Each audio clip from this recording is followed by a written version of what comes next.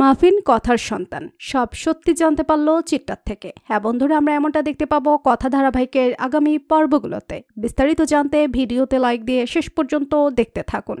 চিক্কি আর muffin মন খারাপ করে বসে থাকলে তাদেরকে দেখে কথা বলে, এ কি তোমরা কাঁদছো কেন, কি হয়েছে তোমাদের? কিন্তু তারা দুজনেই কিছু বলতে চায় না। তখনই জুনি সেখানে আসলে কথা বলে, দেখো না ওরা কাঁদছে, কি হয়েছে বলছে না। জুনি তাদেরকে জিজ্ঞেস করলে তারা কিছুই বলতে চায় না। এরপর একে একে সকলে ঘরে আসলে তাদেরকে জিজ্ঞেস করে যে কি হয়েছে, তারা কিছুই বলে না।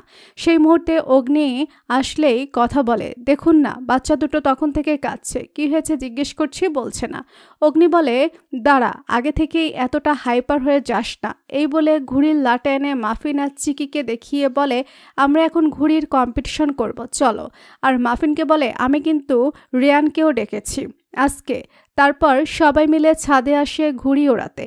এরপর শশীর আর অগ্নির মধ্যে ঘুড়ির লড়াই হলে শশীভূষণ ঘুড়ির লড়াইয়ে হেরে যায়। সেটা দেখে অগ্নি মজা করতে থাকে। তারপর কথা শশীরকে বলে, আপনি চিন্তা করবেন না, দেখি আমার কাছে কিভাবে যেতে। এই বলে কথার অগ্নির মধ্যে ঘুড়ির কম্পিটিশন শুরু হয়ে গেলে অগ্নি কথার কাছে হেরে যায়। এরপর সবাই মিলে নাচ গান করতে থাকে। তার মধ্যে মাফিন আর চিকি মন ভালো না হলে সেটা দেখে, সেটা অগ্নি আর কথা বুঝতে পারে।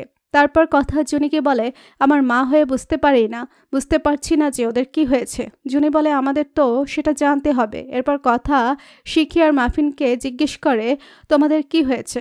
মাফিন বলে, তোমরা কি আমাদের মা বাবা নও? আমরা কি অর্পণ? তো প্রিয় দর্শক, কথা ধারাবাহিকের আজকের পর্বে আপনাদের কেমন লাগলো লিখে জানিয়ে দিন কমেন্ট করে। পরবর্তী আপডেট সবার আগে পেতে সাবস্ক্রাইব করুন আমাদের চ্যানেলটি। ধন্যবাদ।